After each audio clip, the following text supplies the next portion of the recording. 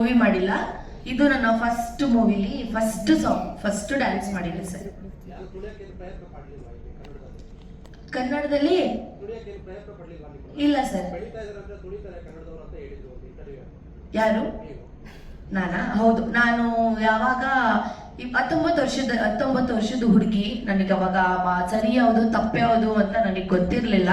ಅವಾಗ ನನಗೆ ಬುದ್ಧಿ ಇಲ್ಲದಾಗ ಹೌದು ಕನ್ನಡದಲ್ಲಿ ತುಳಿತಾರೆ, ಬೆಳೆಸಲ್ಲ, ಅದಕ್ಕೆ ನಾನು ತೆಲುಗು ಇಂಡಸ್ಟ್ರಿಗೆ ಹೋಗ್ಬೇಕು ಅಂತ ಹೇಳಿದ್ದುಂಟು. ಬಟ್ ಆಮೇಲೆ ನಾನು ಅದನ್ನ ತಿದ್ಕೊಂಡು ಕನ್ನಡದಲ್ಲೇ ರೀಲ್ಸ್ ಮಾಡ್ಕೊಂಡು ಕನ್ನಡದಲ್ಲೇ ಬೆಳೆದು ನಿಂತು ಇವಾಗ ಇಲ್ಲಿದ್ದೀನಿ ಅಂತ ಅಂದ್ರೆ ನಾನು ಕನ್ನಡಕ್ಕೆ ಅಷ್ಟು ಅಪ್ರಿಷಿಯೇಟ್ ಮಾಡ್ತಾ ಇದ್ದೀನಿ ಅಂತಾನೆ ಅಲ್ವಾ?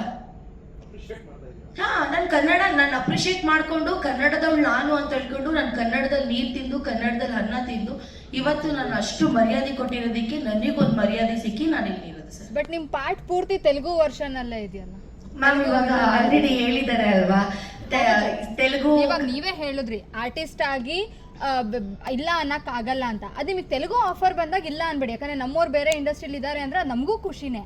ಆದ್ರೆ ಈ ಕನ್ನಡ ಸಿನಿಮಾದಲ್ಲಿ ನೀವು ಒಂದ್ ಮಾತು ಹೇಳ್ಬೋದಿತ್ತಲ್ಲ, ಈ ತರ ಲಿರಿಕ್ಸ್ ಇದೆ, ಇದು ಓಕೆನಾ, ನಾನು ಕನ್ನಡದವಳು ಫಸ್ಟ್ ಸಾಂಗ್ ಮಾಡ್ತಾ ಇದ್ದೀನಿ ಅಂತ.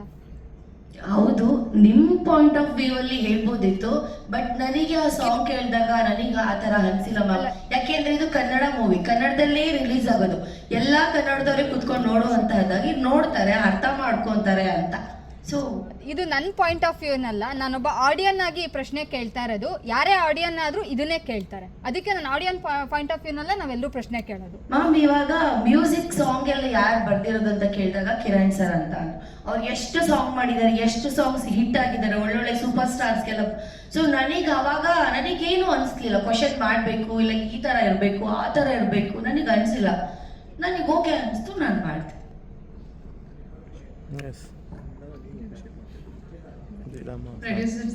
ಅವ್ರು ಸ್ವಲ್ಪ ಮಾತು ಕಡಿಮೆ.